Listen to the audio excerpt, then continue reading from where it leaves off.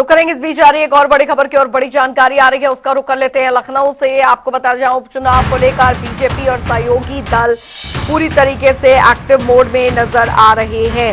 तो बड़ी खबर आपको बता रहे हैं, बड़ी जानकारी आपको दे रहे हैं।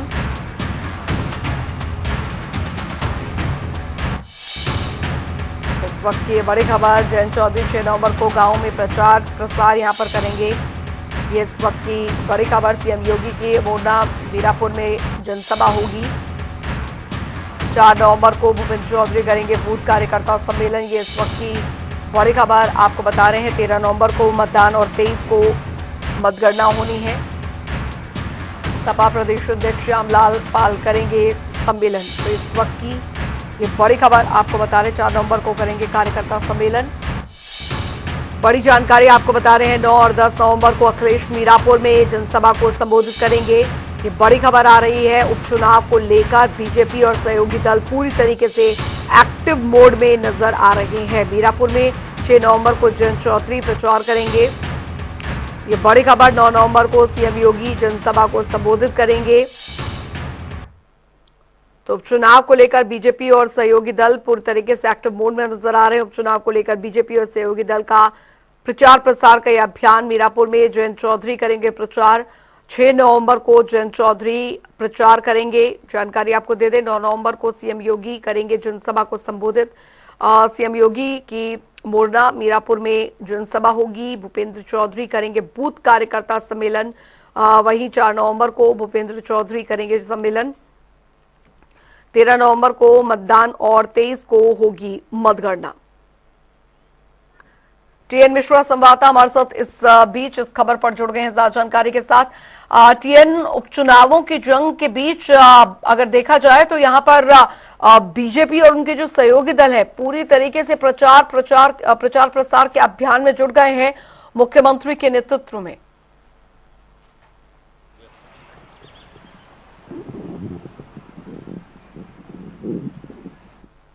टीएन मिश्रा, आपको मेरी आवाज मिल पा रही है क्या? चलिए, लगता है संपर्क टूट गया है। कोशिश करेंगे दोबारा संपर्क करने की। तो उपचुनाव में इस बार किसकी जीत होगी, किसकी हार होगी, ये तो जनता जो है वो तय करेगी। लेकिन फिलहाल जो शेड्यूल पूरा रहने वाला है प्रचार प्रसार का, वो हम आपको पॉइंटर्स के जरिए भी दिखाते चल रहे हैं। उपचुनाव को लेकर बीजेपी और सहयोगी दलों ने अपने अपने प्रचार अभियान जो है वो तेज कर दिया है। 6 नवंबर को जयंत चौधरी प्रचार करते नजर आएंगे। उधर 9 नवंबर को सीएम योगी करेंगे जनसभा को संबोधित। बता दें आपको, सीएम योगी की मोरना मीरापुर में जनसभा होगी। भूपेंद्र चौधरी करेंगे बूथ कार्यकर्ता सम्मेलन। 4 नवंबर को भूपेंद्र चौधरी करेंगे सम्मेलन। ये जानकारी आपको दे, 13 नवंबर को मतदान और 23 को होगी मतगणना। 4 नवंबर को श्यामलाल पाल करेंगे सम्मेलन। जानकारी आपको दे दें, तो चुनाव के इस जंग में आपको बता दें कि तमाम जो सियासी दल हैं अपने अपने प्रचार प्रसार में जुटे हुए हैं। वहीं बीजेपी और सहयोगी दलों की अगर बात की जाए तो यहां पर मुख्यमंत्री के नेतृत्व में आपको बता दें कि प्रचार प्रसार अभियान जो है वो यहां पर शुरू कर दिया गया है। तो बता दें 9 सीटों पर उपचुनाव जो है वो होने हैं। और इस बीच यूपी में जो सियासी हलचल है उपचुनावों को लेकर वो काफी ज्यादा बढ़ गई है। तमाम अन्य दल जो है वो भी अपनी अपनी जो तैयारियां हैं उसमें जुटे हुए हैं। और इस बीच अगर बात की जाए उपचुनाव को लेकर बीजेपी और सहयोगी दल पूरी तरीके से एक्टिव मोड में नजर आ रहे हैं। तो 6 नवंबर को जयंत चौधरी करेंगे प्रचार अभियान। और टीएन, एक बार फिर टीएन मिश्रा संवाददाता लखनऊ से हमारे साथ जुड़ गए हैं इस खबर पर ज्यादा जानकारी के साथ। टीएन, उपचुनावों को लेकर बीजेपी और उनके जो सहयोगी दल हैं उन्होंने तैयारियां तेज कर दी हैं प्रचार प्रसार को लेकर।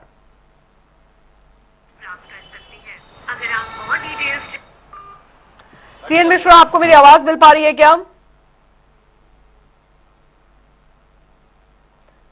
चलिए, लगता है संपर्क टूट गया है। फिलहाल आपको बता दें, ये बड़ी जानकारी आपको यहां पर दे रहे हैं उपचुनावों की जंग में। इस बीच सियासी दलों ने अपनी पूरी ताकत जो है वो यहां पर झोंक दी है। 9 सीटों पर होने वाले इन उपचुनावों को लेकर बीजेपी पूरी तरीके से यहां पर युद्ध स्तर पर प्रचार अभियान में जुट चुकी है। और इसी का नतीजा है कि मुख्यमंत्री खुद इस पर नजर बनाए हुए हैं।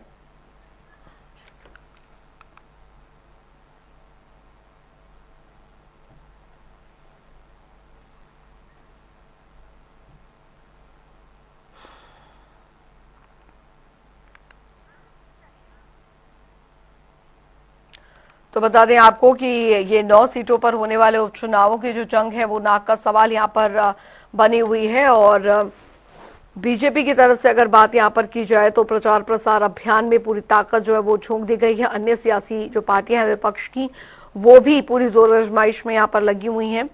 तो चुनाव की जंग में आपको बता दें कि प्रचार अभियान जो है तेज कर दिया गया। 4 नवंबर को भूपेंद्र चौधरी सम्मेलन को संबोधित करेंगे। 13 नवंबर को मतदान और 23 को होगी मतगणना। 4 नवंबर को श्यामलाल पाल करेंगे सम्मेलन। 9 से 10 नवंबर को अखिलेश मीरापुर में जनसभा को संबोधित करेंगे। उपचुनाव को लेकर बीजेपी और सहयोगी दल पूरी तरीके से एक्टिव मोड में नजर आ रहे हैं। तो बता दें आपको 6 नवंबर को जयंत चौधरी प्रचार अभियान को आगे बढ़ाएंगे। 9 नवंबर को सीएम योगी जनसभा को संबोधित करेंगे। सीएम योगी की मोरना और मीरापुर में जनसभा होगी। भूपेंद्र चौधरी करेंगे बूथ कार्यकर्ता सम्मेलन। तो 4 नवंबर को भूपेंद्र चौधरी करेंगे सम्मेलन। 13 नवंबर को मतदान और 23 को होगी मतगणना। 4 नवंबर को श्यामलाल पाल करेंगे सम्मेलन। 9 से 10 नवंबर को अखिलेश मीरापुर में जनसभा करेंगे। उपचुनाव को लेकर बीजेपी और सहयोगी दल पूरी तरीके से एक्टिव मोड में नजर आ रहे हैं। 9 सीटों पर उपचुनाव की जंग तेज हो गई है। टीएन मिश्रा एक बार फिर हमारे साथ जुड़ गए हैं ज्यादा जानकारी के साथ। टीएन, पूरी तरीके से इन 9 सीटों पर होने वाले उपचुनाव को लेकर बीजेपी और सहयोगी दलों ने अपनी पूरी ताकत झोंक दी है प्रचार प्रसार अभियान में। देखिए, लगातार जो है जब से जो है ये उपचुनाव की घोषणा हुई है तब से सीएम योगी आदित्यनाथ खुद जो है मोर्चा संभाले हुए हैं और अखिलेश यादव उधर विपक्ष से मोर्चा संभाले हुए हैं कि इंडिया गठबंधन जिताने के लिए पूरी जो है कोशिश की जा रही है। और अब जो है जहां तक मीरापुर सीट की बात है, देखिए प्रतिष्ठा थी, जयंत चौधरी की सीट दी गई, तो जयंत चौधरी खुद जो है उसके लिए आएंगे और जो है 6 तारीख को जयंत चौधरी रैली करेंगे और गाँव में संपर्क करेंगे। 9 नवंबर को सीएम योगी आदित्यनाथ वहाँ मीरापुर और मोरना में सभा में 2 सभाएं करेंगे और सभाएं करने के बाद वो जो है लोगों को बताएंगे किस तरह बीजेपी आगे जो है रणनीति निर्धारित करेगी, किस तरह जो है ये लोगों का जी। तो ये लेकर के लगातार जो है बीजेपी इसको जिम्मेदारी से अपना काम कर रही है। और बीजेपी की सबसे बड़ी चीज है कि उसका कहना है 9 से 9 सीटें जीतेगी। 9 सीटें कैसे जीतेगी, तो इसको लेकर के योगी आदित्यनाथ ने खुद जो है अपना रणनीति बनाई है पूरी। और उसको भूपेंद्र चौधरी भी 4 नवंबर को अपना सम्मेलन कर रहे हैं। उधर सपा भी 4 नवंबर को कार्यकर्ता सम्मेलन करे। तो कार्यकर्ताओं से लेकर के और जो है नेताओं तक सारे लोग एकजुट होकर के अपनी अपनी सीटें जीतने के दावा कर रहे हैं। बीजेपी अपना दावा कर रही है कि 9 से 9 सीटें जीतेंगी और जो है इंडिया गठबंधन अपना जो सपा दावा कर रही है कि मैं 9 से 9 सीटें जीतूंगी। दोनों के सहयोगी संगठन साथ में लगे हुए हैं, चाहे वो इंडिया गठबंधन की बात हो और चाहे वो जो है बीजेपी की बात हो। तो ये माना जा रहा है कि चुनाव बहुत जो है कांटे का होगा और टक्कर एक कांटे की होगी और दोनों जो है पार्टियां अपने अपने उससे लगी हुई हैं। और ये बीजेपी पड़ा थोड़ा भारी इसलिए लग रहा है कि बीजेपी के साथ जनमत ज्यादा है और बीजेपी के साथ ज्यादा लोग जुड़े हुए हैं। जी बिल्कुल टीएन, हालांकि अन्य राज्यों में हुए चुनावों का असर जो है वो भी कहा जा रहा है कि कहीं ना कहीं इन चुनावों में पड़ता नजर आ सकता है। लेकिन इंडिया गठबंधन की अगर अंदर मजबूती की बात की जाए तो वो यहाँ जमीनी स्तर पर खासकर उत्तर प्रदेश में होने वाले 9 सीटों पर उपचुनाव हैं, उनमें कितनी देखने को यहाँ पर मिल रही है?